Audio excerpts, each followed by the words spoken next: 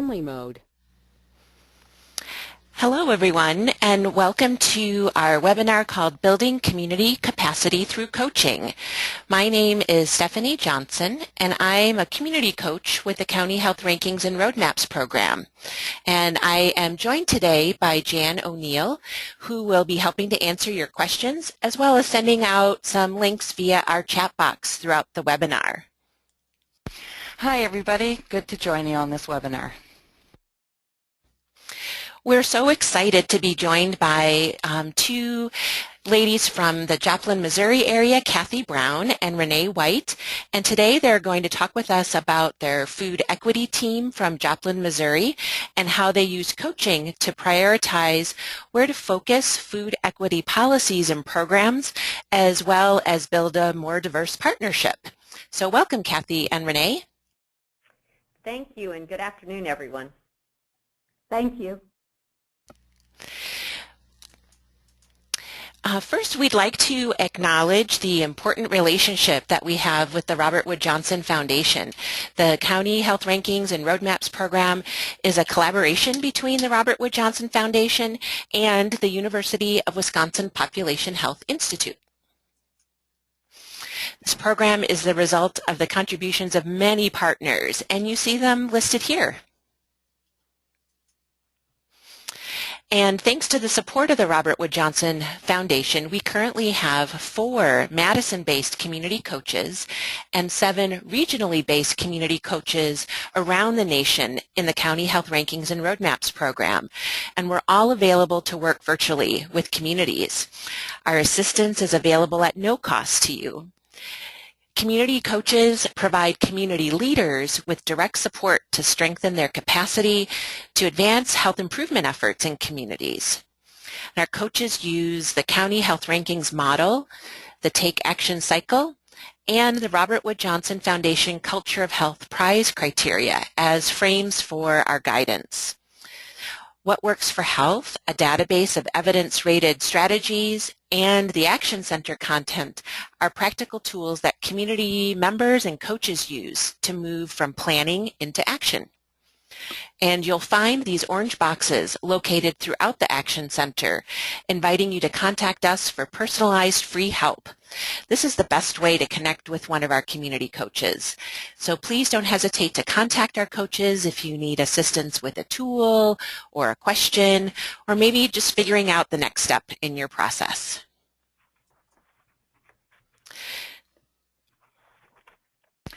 So this is Jan, and we're just going to go over how to talk with us during the webinar before we dive in.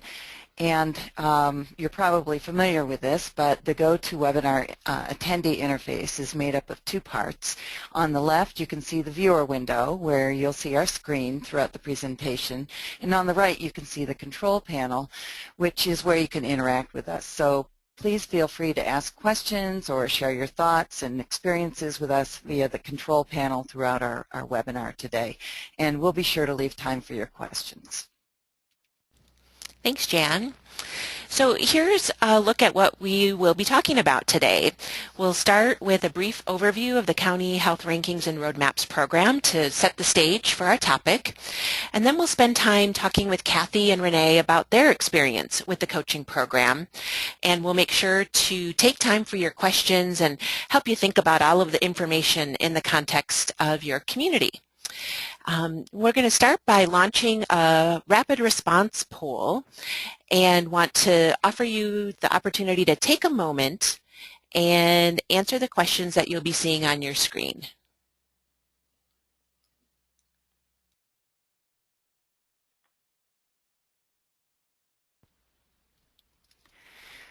So it looks like we're having a really good response rate here. I'm going to give you at least another 30 seconds to complete this poll.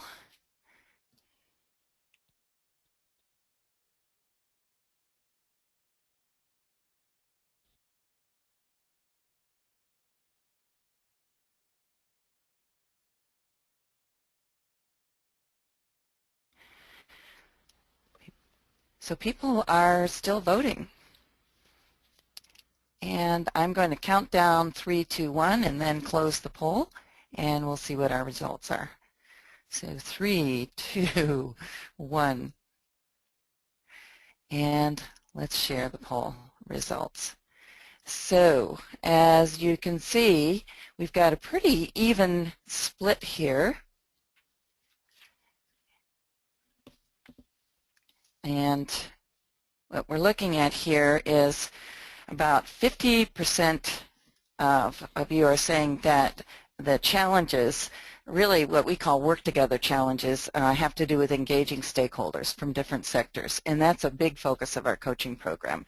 51% are saying that a challenge is around committing to policy-oriented long-term solutions. So absolutely, and you're not alone. Another 46% of you have challenges around engaging community members. We were just talking about that before the webinar started with our Joplin friends. So they'll be, hopefully we can address some of that. If it doesn't come up, be sure to ask these questions. And then 36% around making use of available resources and securing other resources, and 44% about measuring and sharing progress. So these are not atypical. The results to be distributed this evenly. We wanted you all to know you're not alone, and this will be the focus of this coaching webinar today. But again, if we don't answer your question, please feel free to chat it out in the chat box. Thanks, Jan. So we like to begin our webinars with an essential question that you can keep in your thoughts throughout the webinar today. And today's essential question is, how can coaching strengthen community efforts to improve health? And as you listen today, think of these questions and think of who else you might need to share this information with. Think about an idea for action that you might be taking from this webinar and sharing with other community colleagues or partners. And what else do you need to know to take action or use this information? So next we're going to spend a bit of an overview about what we rank and why. So the county health rankings ranks the health of nearly every county in every state. And for each county, you'll find two rankings, one for health outcomes, and you see that colored in green, and the other for health factors, and you'll see that is colored in blue. And there really are two separate messages to convey here. How healthy a county currently is, that's the health outcomes, and how healthy a county might be in the future based on the many factors that influence health. So that's the health factors. Because much of what affects our health happens beyond medical care outside the doctor's office, the rankings underscore how important it is to build a culture of health where getting healthy, staying healthy, and making sure our kids grow up healthy are top priorities. The model shows the relationship between policy, health factors, and health outcomes. It illustrates how multiple factors impact how well and how long we live. Things like how we commute to work, housing conditions, access to parks, all of the quality of our schools, availability of jobs, access to healthy foods, clean air, water, social connectedness, all those things impact our health outcomes. And starting from the bottom, we know that effective local, state, and federal policies and programs can improve a variety of factors that in turn shape the health of communities. We specifically look at health behaviors, clinical care, social and economic factors, and the physical environment. And we measure two types of health outcomes to show how healthy each county is: length of life and quality of life. So why do we rank? Well, we rank counties within states to provide community leaders with a tool for calling their communities to action. When the reports are released each spring, our county health rankings release, they garner a lot of media attention, which provides community leaders with leverage for mobilizing multiple sectors to get involved in taking action collectively. Action that's evidence-informed and focused on the community's health priorities. action that will ultimately, over the long term, result in longer, higher quality lives for children and adults in the community. The Take Action cycle is the how within rankings and roadmaps. It lays out the process communities follow to improve health. So many of you have likely seen steps like this, and we identify steps in this cycle such as gathering information to assess needs and resources and setting priorities so you can focus, finding effective approaches to address your priorities, and then getting to work and acting on what's important. And of course, evaluating throughout the cycle will help you improve your strategies and ensure that what you're doing is effective. You'll see that communicate sits in the center of the cycle because communication with stakeholders is essential throughout the Take Action cycle. But at the heart of the Take Action cycle is people working together because we know solving issues like childhood obesity and poor high school graduation rates or inadequate health care require the wisdom and resources of people from all walks of life. There are 4 core principles that are the foundation of taking action, the roadmaps part of county health rankings and roadmaps. First, it takes everyone, all of us, working together to improve the health of a community. We need to move as quickly as possible from data to action and not get stuck in analysis paralysis or drowning in data, but encourage communities to look to the evidence to inform these actions. If you innovate, just make sure to wrap in evaluation. Keep focused across the health factors, including social and economic factors. And don't be afraid to take on policy, systems, and environmental change, which will create the greatest long-term change for the health of children and adults in your community. If you go to the roadmaps part of our site, you'll notice an orange navigation bar at the top. You can select the roadmaps and then Action Center, and you'll find those step-by-step guides for taking action to improve health in your community, as well as guides for each type of stakeholder involved in taking action. And you see that on this slide here. Some of you may have heard of the Robert Wood Johnson Foundation Culture of Health Prize. And for some of you, this might be new. So we wanted to talk about what is the Culture of Health Prize. Well, when we guide people to the Take Action cycle and point them to tools and guidance on our website, we can assist them with community health improvement. But we also know that many communities are already well along the way on their journey, and so we wanted to identify a way to celebrate and feature these communities. So the idea of the Robert Wood Johnson Foundation Culture of Health Prize was created. The prize recognizes communities on an annual basis who work across health factors by defining health broadly. These communities are strategically focused on policy, systems, and environmental change. They look out for all, including the most vulnerable in their community. These prize-winning communities work collaboratively with partners from across multiple sectors. And they use resources wisely and creatively. They also measure and share success widely. Some of you will recognize these points as the Robert Wood Johnson Culture of Health Prize criteria. And we review these criteria as we talk about coaching because they provide a basis to build a community's approach to health improvement. While we're not coaching communities to win the prize, we are coaching everyone to build a culture of health. And these criteria are what we think of as guideposts to doing just that. The prize honors communities whose efforts illustrate an enduring commitment toward creating a culture of health for all residents, and winning communities receive a $25,000 cash prize. You can learn more about these communities in a chat link that Jan will be sending out, or has sent out. So let's dive into coaching. What is coaching? Well, we want to start with what coaching is not. And Coaches will not advise communities on how to implement specific programs or policies or provide an extra pair of hands to draft a plan of action or design a survey or complete your community health needs assessment. Coaching is more of a guide on the side. We're not in the boat with you, but we're at your side, able to see the big picture and offer encouragement, and most importantly, ask questions that will help you steer your course skillfully.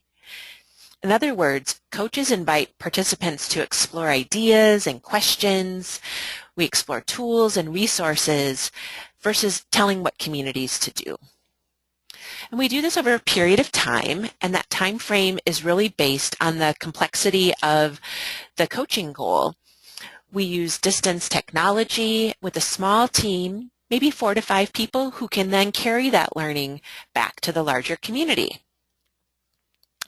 And that brings us to our guests today, Cathy Brown and Renee White from Joplin, Missouri, to give us an example of their work as a community in action in working with the Roadmaps to Health coaching program. So I'd like to introduce Cathy and Renee. Cathy is a grant coordinator with Freeman Health System in Joplin, Missouri, and she's worked there since 2004. Cathy has over 20 years of community building experience and most recently led policy-focused projects around breastfeeding as a first food, farm-to-hospital local food purchasing, and food access and security in her community. Cathy is a member of the Joplin Food Access Network, the Jaspin-Newton County Health Collaborative, Breastfeeding Coalition of Southwest Missouri, and the Seroptimist International of Joplin. And then Renee White has been a professional social worker for over 30 years. She's been active in over 15 community-level nonprofits in Southwest Missouri, including the Joplin Area Long-Term Recovery Committee after the May 2011 tornado. She was the chairperson of that committee. Currently, she's the executive director of the Joplin Community Center, which provides medical and dental care for the uninsured. Cathy was the team leader of the team that was coached in the Roadmaps to Health coaching program last year, and Renee was an active member of the team, and we're so excited that they're both joining us today. Welcome again, Cathy and Renee. Welcome. Thank you. So to get us started, Renee, can you tell us a little bit about your community? Tell us about Joplin. Sure. Joplin is the 4th largest metropolitan area in the state of Missouri. We're located in southwest corner of the state, and we straddle 2 counties. And so as Jan might put up some statistics at some point, we do look at two county level data points. Our residential population is just over 50,000. However, it rises to 250,000 during the day because we have such an influx in industry. Our industry does include warehousing, transportation, manufacturing, healthcare, and information technology. Probably of most recent note is Joplin, Missouri was devastated by a tornado on May 22nd, 2011. It left a 12-mile long, 1-mile wide path of destruction, destroying or damaging over 8,000 homes, 400 businesses, 18,000 automobiles, and the deaths of 161 of our community members. And lastly, that event, the tornado, had a major impact on really the most fragile members of our society. The homes that were impacted the most were our low to moderate income families. Renee, that just sounds like it was an absolutely devastating time, and I know that a lot of the work that resulted from the recovery efforts involved lots of key community members. Cathy, can you tell us a little bit about how your effort began in Joplin? Yes. As you see the picture there, following the tornado, a long-term recovery committee was formed, and as we mentioned earlier, Renee was a committee chair and a big part of that. kind of coming out of that, we realized the concept of food equity was really new to the stakeholders in Joplin. So in 2013, representatives from Freeman Health System participated in a technical assistance and learning opportunity from the Incarnate Word Foundation. They facilitated a nutrition environment assessment tool, which was a regional assessment tool that really looked at the Southwest Missouri area. And from that, we really knew that we needed to take a closer look at our individual community, and not just regionally, but to really dive in deeper. So out of that, we formed the Joplin Food Access Network, and we kind of refer to that as JFAN. As we were forming, our grant supervisor here at Freeman Health System saw an email regarding the roadmap to health coaching, and we really saw this as a great opportunity to strengthen our capacity as a coalition. We were very excited when we were chosen to do that. Individuals who participated in the long-term recovery efforts following the tornado were invited to participate in these coaching sessions because they really had the pulse of what was going on in our community and the community efforts that we had. Thanks, Cathy. Great work in terms of coming together as a community and pulling together key leaders for your coalition, and then looking at building a team. Tell us a little bit, Cathy and Renee, what concerns might have been going through people's minds as they were thinking about entering into this sort of new territory of community coaching and the coaching process? Well, it's interesting because this very question was asked of us at our first coaching session and throughout the coaching sessions. And so this really was impactful to us because it really validated our feelings. It said, okay, you do have concerns, you do have hopes, and we felt just very validated in those feelings. Our hopes going into it were to build, that we could build a stronger coalition and that we would find some new tools and learn about some new ways of doing things. Our big fears were time commitment. We knew this was a 9-month process, and the commitment that it would take to do that. We knew it was 9 months, but we really didn't know exactly how much time it was going to take. We didn't really know what we were realistically going to accomplish. Did we have the leverage that was needed? And was this going to be sustainable when we finished? Was it going to be 9 months and we're done, or was this something that we could sustain going forward? But what was real exciting is that was our first call, and after our next call, and we did the work and we really started understanding what was going on, we just really had a renewed excitement about, we had a webinar that we watched, and we were finally feeling more confident and like, oh, okay, we get what we're doing now. We still had a bit of a concern about our time and getting the work done in between, but we were very optimistic because each of us have our own jobs, and this was something we were doing kind of outside of our regular job duties.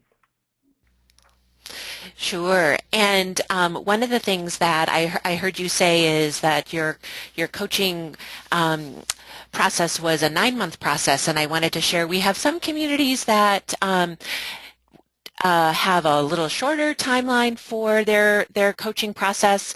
Some have a little bit of a longer timeline. It really depends on their coaching goal, and just wanted to let our listeners know that there's a range of time getting involved in the coaching process depending on your community's goal. So let's talk about goals and think back to your original coaching goals and how you sort of came to identify your final coaching goals. Cathy or Renee? Yeah, this is Cathy. As you can see, these were listed on the slide, or the original ideas that were brainstormed during our coaching sessions. It was kind of the first call. We were really brainstorming, and we were looking at what we thought as our coalition were some of the things that we wanted to accomplish. So we started really broad, and we looked at our coalition's mission, and through the community coaching, we used various reflection tools throughout the process to make sure that our voices were really heard and that we had input, and the coach just didn't say, okay, you need to narrow this down and these are the two you need to look at. So through the coaching, we talked in each of the tools that we used. We talked about how these tools were used, when they were used, what the benefits of these were, how these could help with our coalition work. And one of the tools, and I'll let Renee speak on this, was the Fist to 5, or one of our decision-making tools. Thank you, Cathy. So this is Renee, and this was a very nice defined tool called Fist to 5, so that we could quickly articulate where we stood individually as a coalition member, where we felt our comfort was on any given task. Specific to the 9 goals that Cathy just articulated, we quickly used the Fist to 5 to get down to just 2 goals based on our coach, who said, you don't want to take on that many goals all at once. The Fist to 5 then just quickly is a universal language, so that we all knew when you put up 1 finger what it meant versus when you put up 5 fingers. And this is, I will explain what those mean. So if you put a fist up, it means I cannot live with this decision, and we might interpret that as a 0. If you put up 1, it says I don't like it, but I won't block it, and quite frankly, don't count me in for a lot of work on this if you all choose it. If you put up 2 fingers, it's I'm not excited by the decision, but I will do some work to support it. If you put up 3 fingers, I think the decision is okay, and I will get involved. 4 is I think the decision is good, and I will work hard to support it. And then lastly, whole hand, all 5 fingers, I think the decision is great, and I fully support this decision. So this is Stephanie again. It sounds like you use this Fist to 5 process to bring you to these 2 goals, and I'd like you to reflect back on how the coaching calls supported your work on these specific coaching goals. Cathy, is that something that you can chime in about? Yes. The coaching questions that we had during the calls really brought up issues that we hadn't thought about. That really gave us an avenue to really think outside the box. The reflection work and the time between the calls was really critical, as it really kept us moving forward, and along with the follow-up notes that the coach gave us, really kept us focused on these goals and why they were important, and we didn't just sway along the way and look at other things. We stayed focused on these goals. Sure, and I heard you talk about a couple of tools that helped to support your work, and one of those sort of categories of tools we think of as coaching process tools. Talk to us a little bit about how this particular tool, the call prep form, helped you focus on what you wanted to get out of your coaching sessions. The prep form was it was a fabulous tool. I will admit that the first time I saw it, it was like, oh gosh, we'll have to fill this out every time, but it was so helpful. It helped us focus on what we wanted out of each session. We had 4 individuals that participated in the coaching session. So we would do a quick call and say, hey, what is it that we want to make sure we're going to be focusing on? And if you look at the benefits and challenges of the tool, it really allowed us to celebrate our successes each month.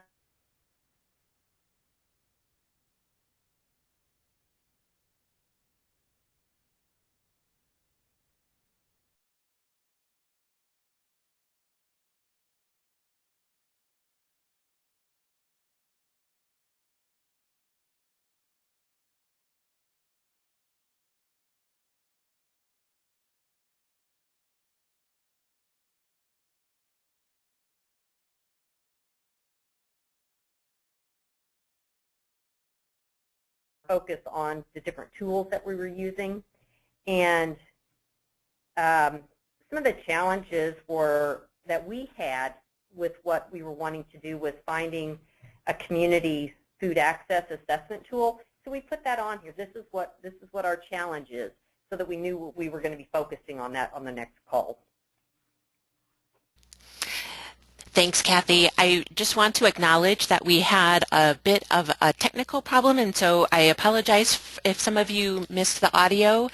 There was a little bit of a audio drop-off. Not your problem, Cathy. It was our technical challenge on the end, but I think we got the majority of what you said, which was the benefit of helping to keep focused, and the challenges. Maybe if you could just repeat that one more time for the callers. Yeah, some of the, what we really liked about this was that we got to talk about what were the successes from the previous call, and talk about those, and what was the key activity that we were going to be talking about and working through, and the opportunities.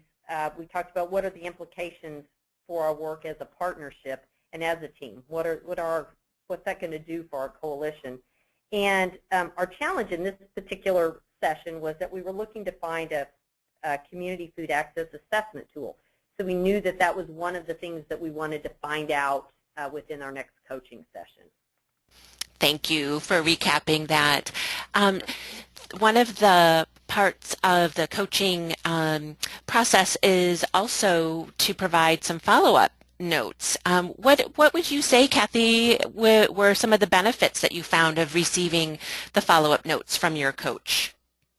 This was really one of my favorite parts because Jan, our coach, we didn't have to worry during the session about taking notes the whole time. What are we going to do? Housing. She would provide those follow-up notes for us, and they were just amazing. So we could really just focus on those calls. We would come up with what our session goals are. She would have discussion, what did we discuss, what suggested tools that she had to help us reach our goals, what are the next steps for our next meeting. It was a really nice tool to use when we wanted to report out to our coalition about what we were doing and where we were at.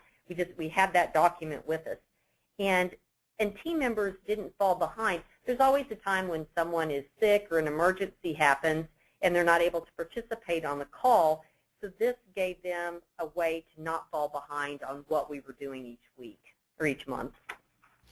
And it sounds like it allowed you and your team to really be fully present in the process and not feel like you had to get lost in the details of the note-taking. Definitely. Yeah. Renee, talk a little bit about action plans and how your team viewed the next steps and the action plans that were part of your coaching process. Again, Stephanie, we had such a delightful relationship with our coach, Jan. She helped us with these next steps so that as we ended our coaching call, the formal structure once a month, we had, in fairly rapid turnaround, this would come through our email and we would have next steps. And as you see on the screen, very much very oriented towards the who, what, when, and where. And this allowed us then to distribute the ownership inside of our team for the next steps. And most of it was shared responsibility, but as Cathy's already spoken about it, it was articulated by Jan, our coach. So had we not taken notes, it was right there in front of us. And most importantly, before the month was out, it kept us accountable to what we needed to do before the next coaching call. Great. I also heard you mention some reflection tools that were used at the beginning and end of calls.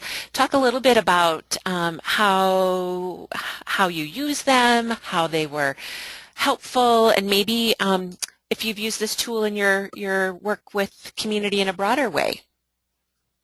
I really have enjoyed the reflection tools. I think oftentimes in coalition work we get very task or outcome focused, and reflection tools for me helped us also think through individually kind of the process that day, the time we've spent, what was meaningful and valuable. So the one that's on the screen is called the 3-2-1, and it's I also really love it because it's easy to remember, and that is asking audience members or the coalition participants, what 3 things do you want to remember? What 2 questions are circling in your mind? and what is one action step you will take. And so it really hits on, the cognitive level as well as then the behavior, let's take an action. We did use this during our summit, which was our community event we held at the end of our coaching call in September of 2014, and actually used it in written form. We asked people as they were leaving our summit to use the 3-2-1 and take that with them. Great example of bringing a tool that you learned in your coaching process to the broader community and sharing with the broader work of the coalition at your summit. Let's talk about the Action Center tools that supported your coaching goals. And I have an image of our Take Action cycle. And Cathy, tell us a little bit about how the Action Center tools were helpful to your work. Yeah, during the coaching sessions, it really taught us how to use the Action Center tools, which was critical in identifying where we were in the development of our coalition and which steps should be taken next, and identifying who it was that we still needed at our JFAN table. We realized that we were at the assess step in the action cycle, and we needed help in finding the food equity survey. So that was assess needs and resources. And then it sounds like there was a specific key activity. We've got the list of the key activities from the Assess Needs and Resources guide here. What key activity was helpful to you in moving toward choosing the survey that you wanted to use? Well, yeah, before diving into designing that survey, then we went to the Assess guide, and we worked through the key activity of define your community. This included questions that helped us be very strategic in selecting who to survey, what to ask, and why. And it looks like some of these were the questions that you as a coaching team and your coach really helped you to think about. How did you, tell me a little bit about how some of these questions flowed into the survey process. This is Renee speaking. And first of all, just if you've been on a community survey development team, you could survey forever. and there are so many relevant questions to ask. And our coach was really good to help us keep it manageable, keep it to working. And so through the tools of the Action Center, we were able to define our geographic focus. And at the time, what we decided was the boundaries of our 3 school districts that we would call our metropolitan area. We also had read so much literature about the idea of food inequities that it, again, can be overwhelming. So we really looked to see specifically, are there food inequities in access to food? And then where do those inequities exist and for whom? And then the last question was, why do they exist? And quite frankly, that was the bulk of the survey in terms of self-report, self-response. Thanks, Renee.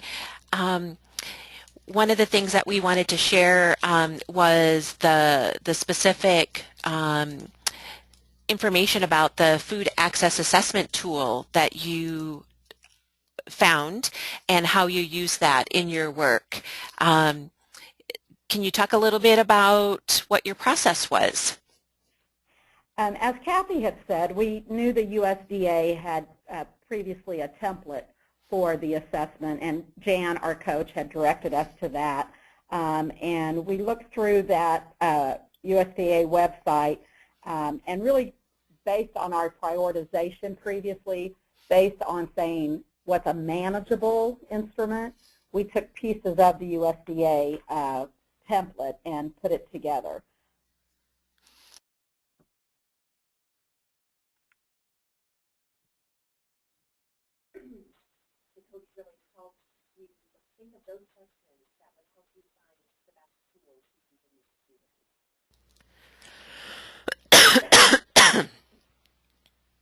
Excuse me. Let's go on to thinking about the community engagement experience and how the coaching goal that you identified helped you make sure that sort of the diverse stakeholders were involved and engaged in your process. Talk a little bit about the tools that helped you. Okay, this is Cathy. And what we did with that was we went to the Action Center, and then we looked at work together, and then that gave us a listing, and we used the collaboration multiplier, which was a very, very helpful tool. So whenever you're in collaborative work, that's when you're in the work together section of this, and it's actually not just one step in this cycle, it's continual. But we used the work together guide to find the key activity, which was recruit and involve diverse stakeholders from multiple sectors. This provides a listing of the suggested tools to assist in the key activity, and that's where we found then the collaboration multiplier. So tell us a little bit about how, what your intention was in using the collaboration multiplier and why that would be important to think about broadening your stakeholder group and the sectors in your work. Yeah, we found this activity very beneficial. Our coaching team worked together through this tool to help think through who else to approach, why health would be important to them, what their goals were related to health, who they serve, and we used a business as an example. That when we looked at who we needed to invite to our JFAN membership to participate with us in our coalition, we really were lacking in the business area. So we had identified, using this tool, we identified that there was a new business that was moving to town, and it was an organic snack manufacturing plant. So using this tool really helped us shape how to approach that company, not just we want you at the table, it's what's in it for them, what's in it for us, and so we gathered information regarding what their mission statement was, what work do they do in local communities, and we saw that many of their goals were similar to ours. One was they had funding available to help with school gardens, and so we felt like if we knew more about them, we knew it's not just give us money, but what can they help us with that's going to work with their goals and their mission and in going forward. So now we have a better approach to talking to that company and asking them to join us. This is Stephanie. Great example, Cathy, of engaging the business sector, which for many communities is a challenging sector to engage in their work. Let's move along to talking about the summit that JFAN coordinated, and how did coaching help prepare you and your team for this summit? This is Renee speaking again. So after the completion of our assessment, we needed an avenue to disseminate our results to the community and then to decide on the next steps. Our coach sessions helped us identify the goals of our summit, which was to expand the coalition, share the assessment results, determine our community values, and then prioritize the issues. The resulting data had painted a picture of food availability and pricing, and that was both from the perspective of the retailers and the consumers. What our coaching calls did for us was, first of all, identify and gave us structure to this concept of a summit, and then our coach actually came to town to help us. She really taught us to be the facilitators. We were the coaches, if you will, at our summit. However, our coach, Jan O'Neill, came to town and helped us in her expert knowledge to move this forward.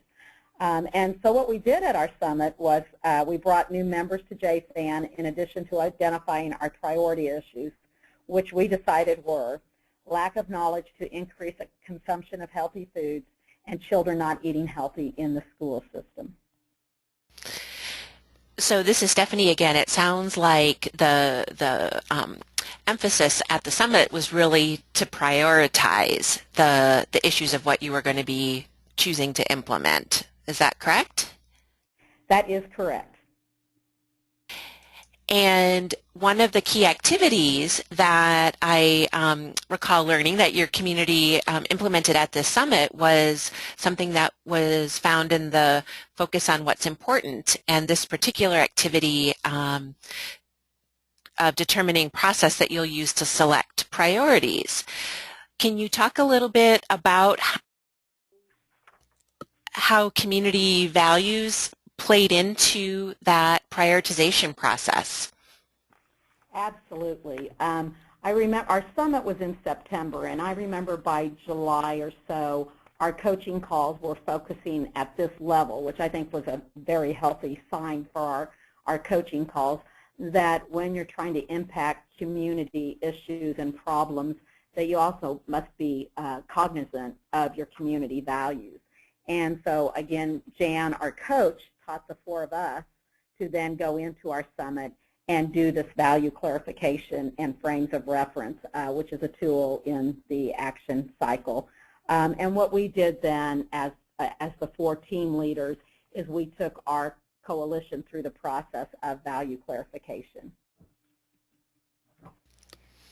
Secondly, I think it was very important that we went through the value clarification before we prioritized, because it shifted from personal opinion or kind of the audience members at our summit was not completely representative of the community, and so we really needed to know the community values before we began to prioritize what our next steps would be.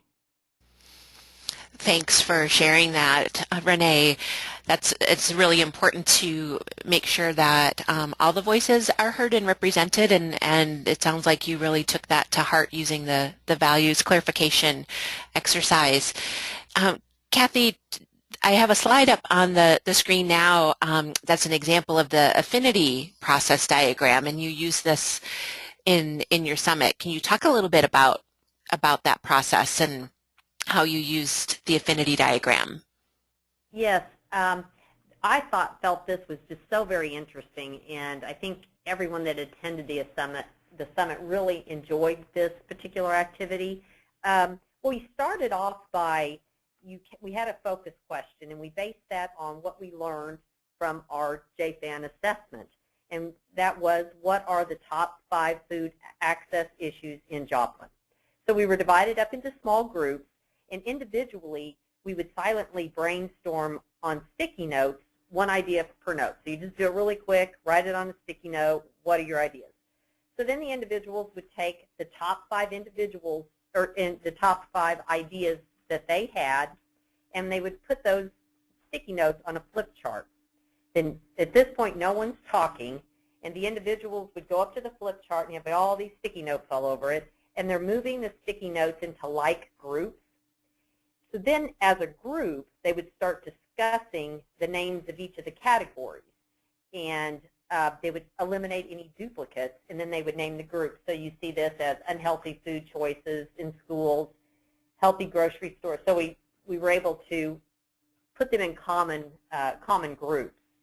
And then from that point, we did what was called dotmocracy, and individuals were given 2 sticky dots to cast their votes, and they would take those and put them on their top 2 priority issues. They could do it, if they thought one issue was the most important, they could put both of their dots on that, or they could put it on 2 separate ones. And so as a small group, then they would discuss that final vote, and they would refer back to the guiding questions, and it's like, do our final 2 make sense? Is anything left off that we really should keep? And if so, which issue would you take out? And so you kind of have that then narrowed down. And excuse me for interrupting you, Cathy, it sounds like the sort of culmination of that is to then go through a process of voting on those priority issues and coming out with some sort of next step priorities that the JFAN group would be working on. Yes. The criteria voting did that. There's a lot of detail on how that works, but you work individually through your group, and you vote, and then you come together with your top issues from your individual groups, and then you do voting as the whole, everyone that attended the summit. And then we came up within our 2 top priority issues, which Renee had discussed before. Thanks, Cathy. Any other comments, Renee, that you would like to share about the results of the summit? Or will... Sure. I think there was a couple things that happened after the summit. First of all, I think the level of actions that we decided to take on were we're a new group in town. So I think, again, our coach who helped us not only with the summit but pre-summit helped us really stay with what's a doable next step and next actions. A couple of the other things that happened from the summit that for me is probably an epiphany is one of our team leaders that has been through the coaching calls with us early in the summit said, I get it. In order to have lasting change, you must have policy change. She's the executive director of a crisis food pantry and had oftentimes felt exasperated by the Band-Aid approach to helping people with food insecurities. So that was a fabulous takeaway for all of us. After the summit, our core team, the 4 of us who had been through the coaching calls, immediately after the summit, felt exhilarated. Although it was hard work, we actually saw visibly what we had been preparing for 9 months. And moving into that idea that our community validated the work we've been doing and really owned into it, bought into it and owned into it. We were able pretty immediately to realize we needed to dig deeper into our data and assessment statistics, that we didn't have enough information in each of the zip code areas to really make definitive action steps beyond what we had done. And most importantly, having such a working knowledge of the Action Center and the roadmaps to share that with all other community groups, not only just the participants at the summit, but everybody, the ripple effect of that, of everyone walking away with really great working knowledge of the roadmaps and Action Center. Thanks so much. We have time for just maybe one more reflection, and then we want to make sure to address some questions. What do you know now that you wish you had known at the start of coaching? Cathy. This is Cathy. Yeah. And one of the things is that the time investment that you put into this the benefits of that far outweigh, the benefits of the coaching sessions far outweigh the time commitment that you put into it. Our core team just became a really closer group, and I didn't realize that would happen. The value of having a coach, it just kept us accountable. It helped us set realistic goals and know the order to do things. I just,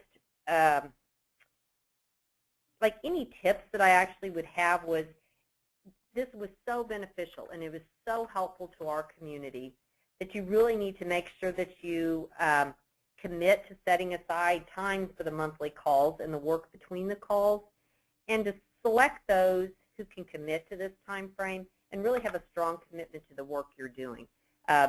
This is, as I said at the very beginning, I didn't realize how sustainable this will be, and this is already embedded in our community work.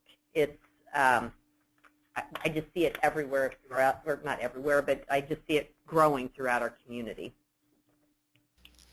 Thanks, Cathy. And I heard, I think Renee say earlier, it's been part of the anti-poverty campaign work that's been underway in your community. Well, I appreciate your time today and your sharing of your story and your experience, and we want to make sure to leave a little bit of time for questions from our participants. So I am going to look to Jan to see if we've got some questions from our participants. Well, first I want to say I did not pay Cathy and Renee to say what they said. You two are so kind. Oh, my goodness.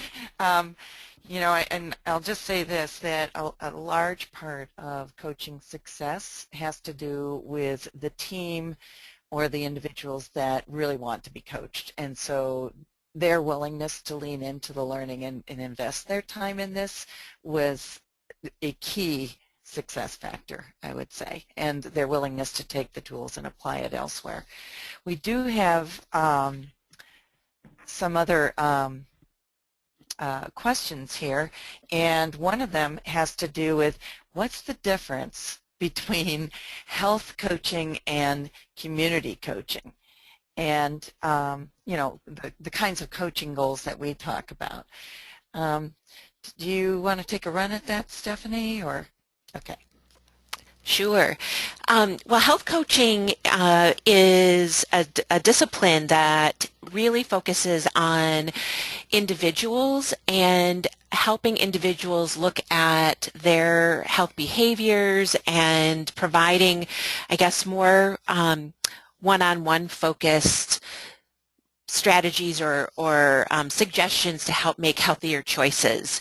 And that's different from the Roadmaps to Health community coaching program in that we work with communities on a community level and on a community health improvement change level, looking for policy, systems, and environmental change.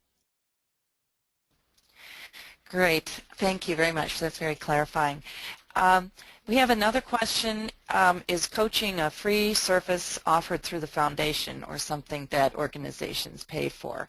And actually, what's wonderful about the Roadmaps to Health coaching program, among many things, is that we are able to offer this free, no cost to communities, thanks to the Robert Wood Johnson Foundation. So there is an application process. I've also chatted out how you can apply, but we also want to say that it's really okay to just email us through the site and say, hey, we're just interested in learning more about it, so please feel free to email us. And I say it's a wonderful program, partly as a coach who's able to coach in this. I just feel very supported in this, and the kinds of questions that come forward and the goals that we work on are all about making communities healthier places. We have another question. Let me just see here. Some ways to re-engage stakeholders who have kind of fallen off the roadmap, if you will, that was set in place at the beginning of the initiative. And I think that's a good one for you folks, Cathy and Renee. Do you want to take that? This is Renee. A couple things that may be obvious is just the communication piece. We use Facebook in our coalition often, and we're probably posting a couple times a week, as well as, again, we're a community of 50,000. We see each other in various other committees, and so linking other initiatives with JSAN has been helpful to improve those stakeholders' commitment that have kind of fallen away. Great, thank you. This is Jan again, and we have time for one more quick question here. And again, if you have more questions, please feel free to email us, and we will get those questions answered offline. Just very quickly, this presentation will be posted on the website and will be archived, and you will be getting a recording link for that. The question is this program only available for communities in the state of Missouri? And no, this is a national coaching program. We have 11 national coaches regionally based, and we are very pleased to be able to offer this coaching to any community anywhere in the U.S. So want to make that very